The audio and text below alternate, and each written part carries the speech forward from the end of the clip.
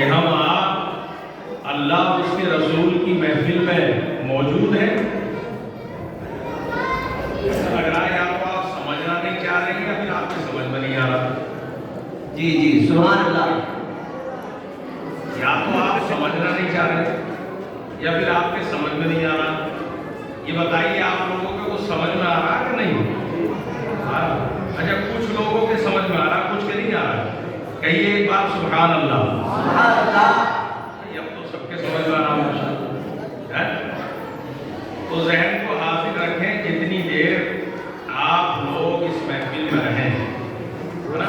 تو اس محفل میں آپ دل جمی کے ساتھ بیٹھیں، خلوص اور محبت کے ساتھ اللہ اور اس کے رسول کو، اللہ اور اس کے رسول کے ذکر کو سماعت کریں، اور اس کو سننے کے بعد اپنے مقدر کو جگمگائیں.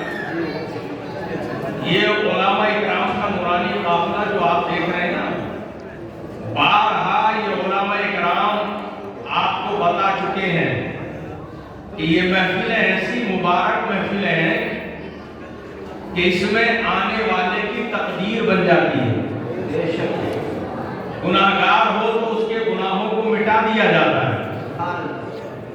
حضرات ہم آپ اس مبارک محفل میں، اچھا ایک بات ایک حدیث یاد آ رہی ہے، آپ لوگ غور سے سننا اس کو. ہم آپ نبی کی محفل میں ہیں،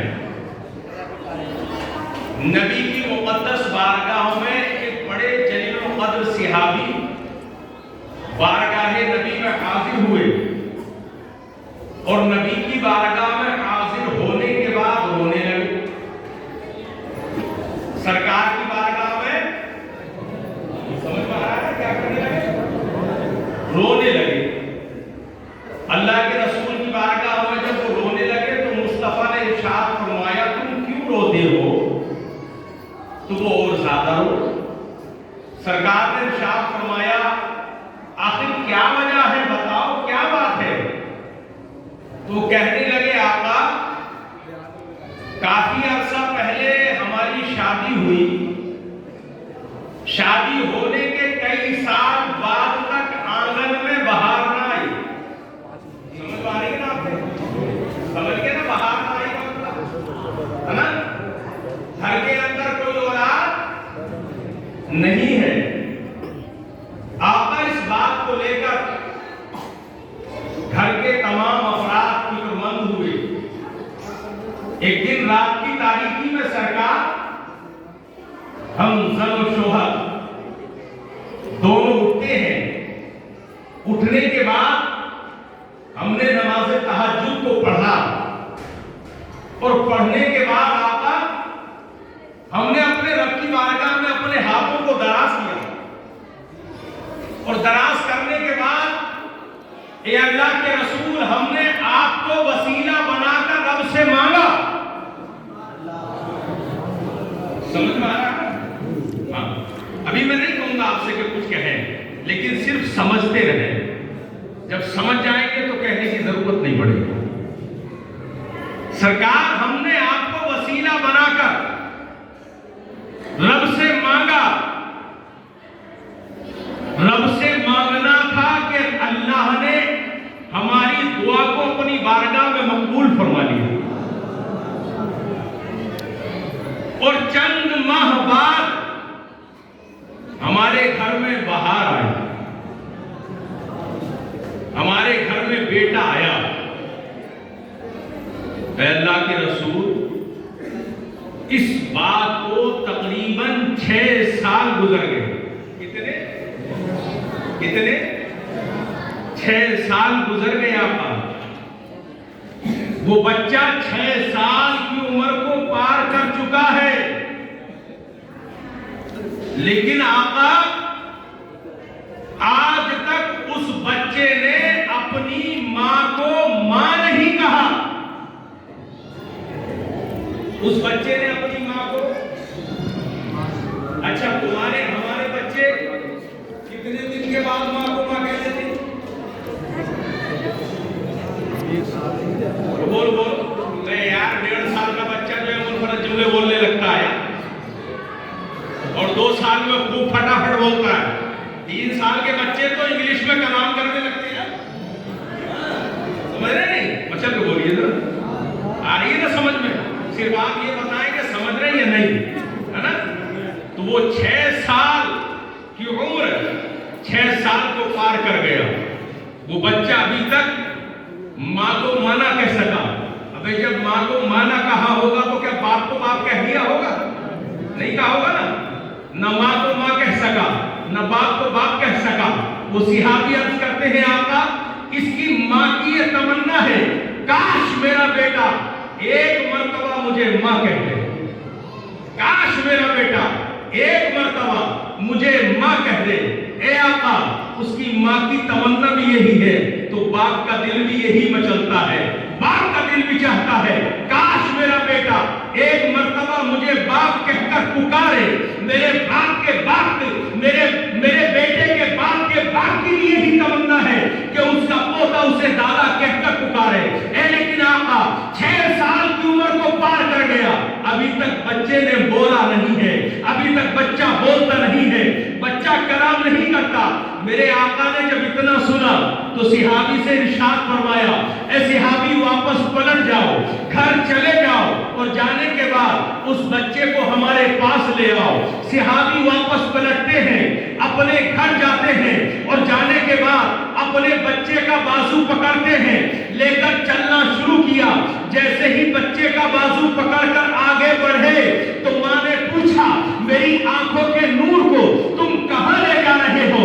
یہ میرے دل کا قرار ہے, میرے دل کی راحت ہے, میرے دل کا چین ہے, میرے دل کا ارمان ہے, اسے تم کہاں لے جاتے ہو؟ تو باپ کہتا ہے اے فکر نہ کرو, اے بچے کی ماں تم فکر نہ کرو, آج تمہارے بیٹے کو آمینہ کے لال نبیوں کے امام جناب احمد مجتبی محمد مصطفیٰ صلی اللہ علیہ وسلم نے یاد فرمایا ہے. حضرات گرامی وقار, جیسے ہی بچے کی ماں نے سنا کہ مصطفیٰ جان رحمت نے یاد فرمایا ہے, کہا کہ اچھا طرف ٹھہر جاؤ. بچے کے سر میں کنگھی کرتی ہے. حضرات بچے کے سر میں کنگھی کی, اس کو دلہا کی طرح سجایا اور سجانے کے بعد بچے کو رخصت کیا.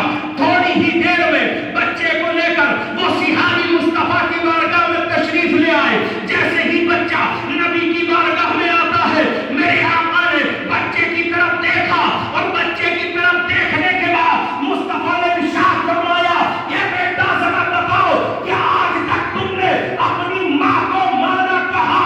بچے نے نبی کی اس بات کو سنا اور گویا کہ اپنی آنکھ سے ساون بھادوں کی طرح جیسے بارش کے قطرات ٹپکتے ہیں ویسے ہی وہ اپنی آنکھوں سے اشک بہانے لگا.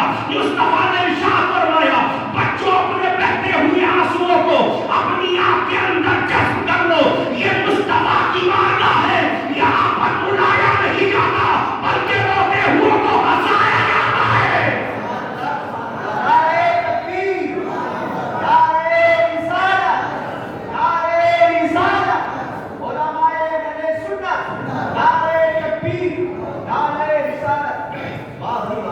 اچھا سمجھ میں آ رہا ہے نا آپ لوگوں کے؟ ہاتھ اٹھا کر بتائیں کہ لوگوں کو سمجھ میں نہیں آ رہا ہے. اچھا سب کے سمجھ میں آ رہا ہے, ماشاء اللہ. مشر کے بول دیں ذرا سبحان اللہ. اللہ ذہن کو حاضر رکھیں اور غور کے ساتھ سنیں. مشر کے بولے یا رسول اللہ صلی اللہ علیہ وسلم, نبی نے ارشاد فرمایا ان بہتے ہوئے آنسوؤں کو اپنی آنکھوں کے اندر جذب کر لو. بچے نے اپنے آنکھوں کے اندر بہتے ہوئے آنسوؤں کو جذب کیا. مصطفیٰ نے ارشاد فرمایا بیٹا اپنا منہ کھولو. بچے نے منہ کھولا. میرے نبی نے ادھر توجہ فرمائیے, بچے سے نبی ارشاد فرماتے ہیں بیٹا اپنا منہ کھولو. بچے نے منہ کھولا.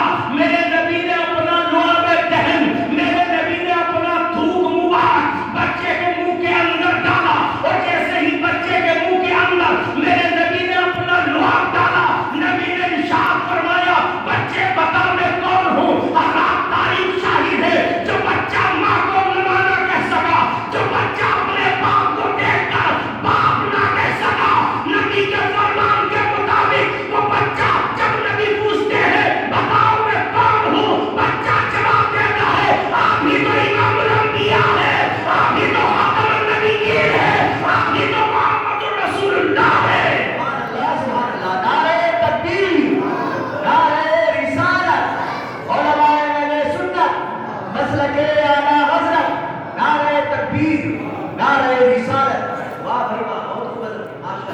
بچہ کہتا ہے آپ خاتم النبیین ہیں، امام الانبیاء ہیں، اللہ کے حبیب ہیں، محمد الرسول اللہ، مچل کے بولو سبحان اللہ، محمد الرسول اللہ ہے۔ حضرات گرامی وقار، اب صحابی نے پوچھا آقا آپ نے لعاب دہن ڈالا ہے، بچے نے بولنا شروع کیا، اب سے قبل یہ بچہ بولا کیوں نہیں؟ تو نبی فرماتے ہیں تیرے بچے کے پاس زبان تو تھی لیکن بولنے کی طاقت نہ تھی، زبان تو تھی لیکن بولنے کی صلاحیت نہ تھی، مطلب یہ ہے بچہ گونگا تھا۔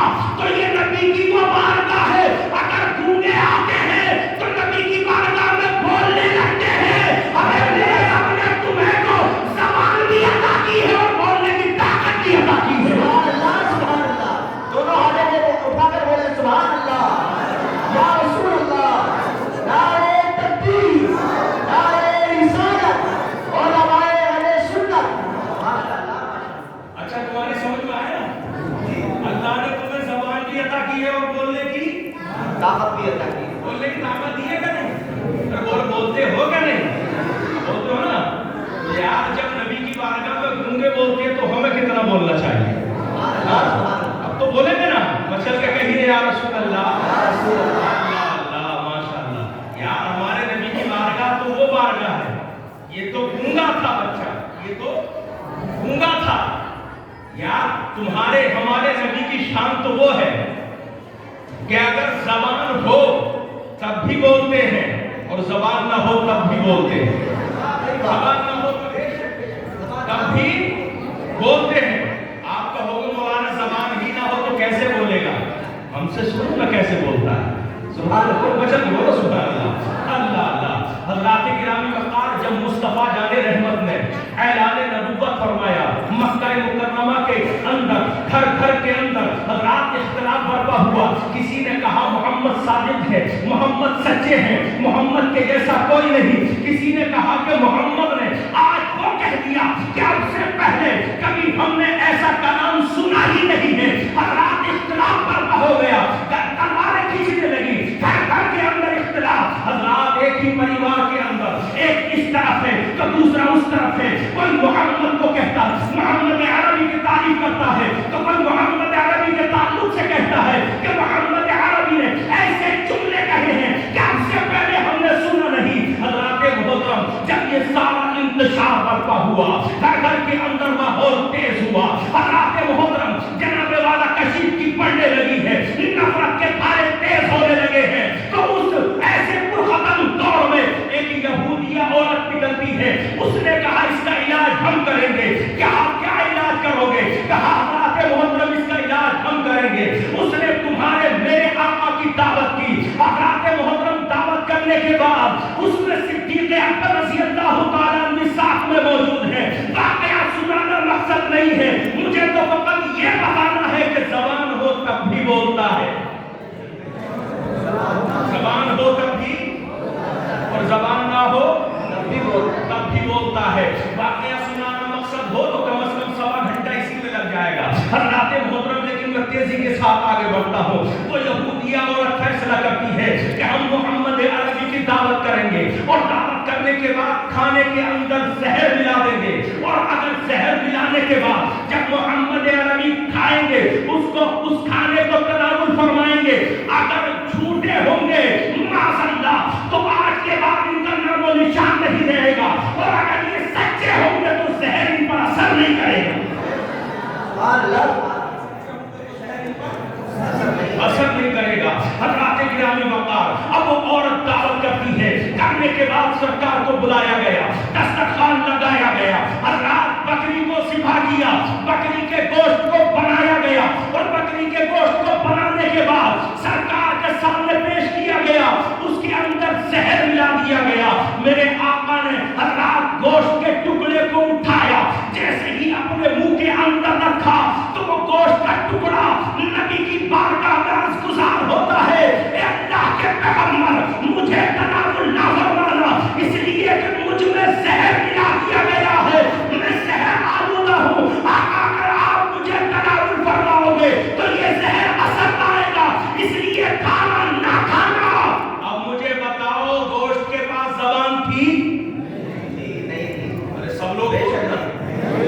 زبان تھی نہیں تھی نا. اور یہ تو ایسا بے جان ہو گیا, ایسا بے جان ہو گیا کہ پہلے جانور کو ذبح کیا, حضرات روح اور جسم کا تعلق ختم ہوا. ذبح کرنے کے بعد اس کے چھوٹے چھوٹے ٹکڑے کیے گئے, اور چھوٹے چھوٹے ٹکڑے کرنے کے بعد ہانڈی میں اس کو رکھا گیا, آگ پر اس کو پکایا گیا, یہاں تک کہ جلانے والا اس کو گلایا گیا. وہ پکا ہوا ٹکڑا, وہ پانی میں گلا ہوا ٹکڑا جیسے ہی نبی کے لعاب سے ٹچ ہوا, اللہ نے اسے بولنے کی طاقت عطا فرما دی. سبحان اللہ سبحان اللہ. اللہ نے اسے بولنے کی طاقت عطا فرما دی. توجہ ہے نا, ذرا مچل کے بولو سبحان اللہ. اللہ نے اسے بولنے کی طاقت عطا فرما دی. حضرات اب وہ ٹکڑا کلام کرتا ہے. حضرات محترم ادھر میری طرف دیکھو, میری طرف دیکھو, مچل کے بولو سبحان اللہ. میں آپ کو دیکھ رہا ہوں, آپ مجھے دیکھیں. یہ جو علماء کرام کا نورانی قافلہ آپ دیکھ رہے ہیں نا, ماشاءاللہ ان کے چہرے کی آپ زیارت کر رہے ہیں. حضرات محترم, اب آپ تھوڑی دیر کے لیے میری طرف متوجہ رہیے. یہاں پر میرے آقا کے لعاب کا کمال دیکھیں. اگر لعاب دہن گونگے کے منہ میں پڑ جائے تو اللہ اس کو بولنے کی طاقت عطا فرما دیتا ہے. یہی لعاب دہن اگر گلے ہوئے گوشت کے ٹکڑے سے ٹچ ہو جائے تو اللہ اس کو بولنے کی طاقت عطا فرما دیتا ہے. اگر تم فیصلہ کرو جس نبی کا لعاب ایسا ہے تو میرا نبی کیسا ہوگا.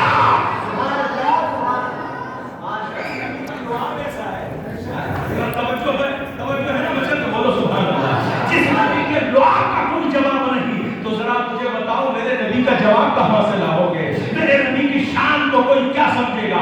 آگے ملاحظہ فرمائیے حضرات, اور ایک حدیث سنیں آپ. میرے نبی کے لعاب کے تعلق سے مجھ سے کہو تو میں یہاں کھڑے کھڑے بہت ساری حدیثیں سنا سکتا ہوں, لیکن آپ دو حدیثیں اور ملاحظہ فرمائیے. حضرات جنگ بدر کا میدان, حضرت معاذ رضی اللہ تعالیٰ عنہ ہیں جنہوں نے ابو جہل کو مارا ہے. ماشاءاللہ کس کو مارا ہے؟ نبی کا سب سے بڑا دشمن, اور نبی کے سب سے بڑے دشمن کو دو چھوٹے چھوٹے بچے سگے بھائی, ایک کا نام معاذ اور ایک کا نام جناب والا حضرت معوذ اور حضرت معاذ, دونوں سگے بھائیوں نے ابو جہل کو ہلاک کر دیا, نبی کے سب سے بڑے دشمن کو مار ڈالا. حضرات جب اپنے باپ کو ابو جہل کو کٹتے ہوئے اکرامہ نے دیکھا,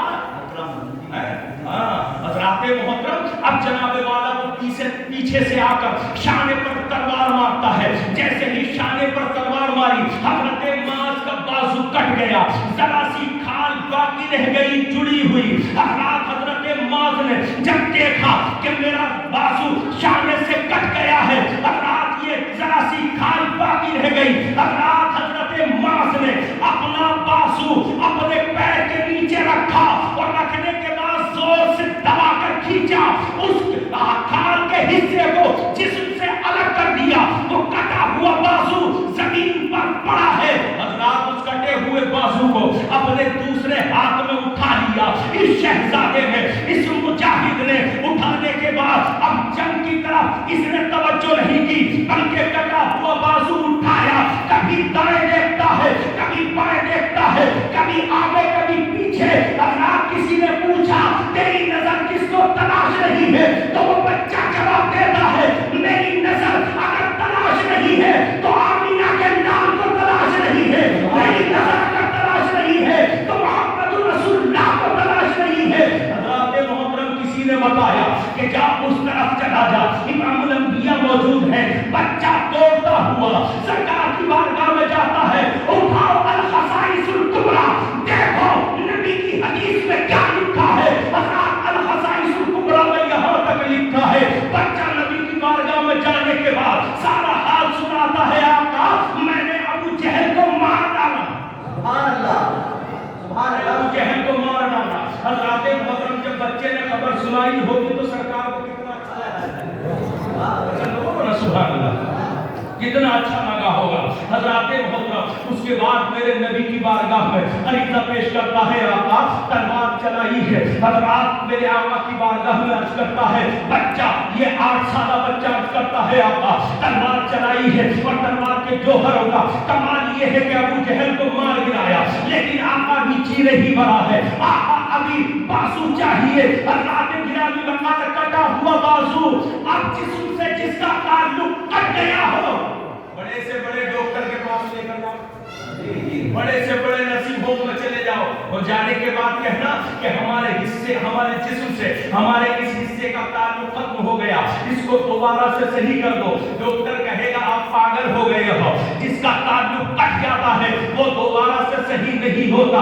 آج جس کا تعلق جڑا رہتا ہے اس کو صحیح کرنے میں جناب والا علم طب کے ماہرین وہ کامیابی حاصل کر لیتے ہیں, لیکن جس کا تعلق کٹ گیا ہو وہاں پر کامیابی نہیں ملتی. یہ جناب والا یہ MBBS ڈاکٹر نہیں ہے, بلکہ یہ نبی آخر الزمان کی بارگاہ ہے. نبی کی بارگاہ میں بچہ کہتا آقا مجھے ہاتھ چاہیے, میرے نبی نے اپنا لعاب دہن, میرے نبی نے اپنا دھول بچے کے شانے پر لگایا, بازو کو رکھا, ارشاد فرمایا ناز کیا حال ہے. سبحان اللہ, سبحان اللہ. 4 دن کے بعد میں پٹی کھلے گی. جی دیکھیں آپ ذرا سمجھیں, ڈاکٹر اگر تمہاری انگلی کو ٹوٹی ہوئے کو باندھ دے تو 1 مہینے کے بعد کہتا کہ پلاسٹر کٹے گا. حضرات یہاں پر نبی نے لعاب دہن لگایا اور بازو کو جناب والا شانے پر رکھا. نبی نے ارشاد فرمایا ماس کہو کیا حال ہے, تو ماس کہتے ہیں آقا میرے بازو کو جب میں چلا رہا ہوں تو ایسا لگتا ہے جیسے کہ زمانے کی طاقت ماس کے بازو میں سما گئی ہو. اللہ اکبر, جیسے کہ ماس کے بازو میں سما گئی ہو. اب نبی کا لعاب دہن کا کمال دیکھیں. حضرات اگر گونگے کے منہ کے اندر پڑ جائے تو اللہ اس کو بولنے کی طاقت عطا فرما دے. گلا ہوا گوشت نبی کے لعاب سے ٹچ ہو جائے, اللہ اس کو زبان گویائی عطا فرما دے. یہاں دیکھیں کٹے ہوئے بازو پر نبی اپنا لعاب لگا کر شانے پر ہاتھ رکھ دے تو ماس کہنے پر مجبور ہو جاتے ہیں. ایسا لگتا ہے جیسے زمانے کی طاقت ماس کے بازو میں سما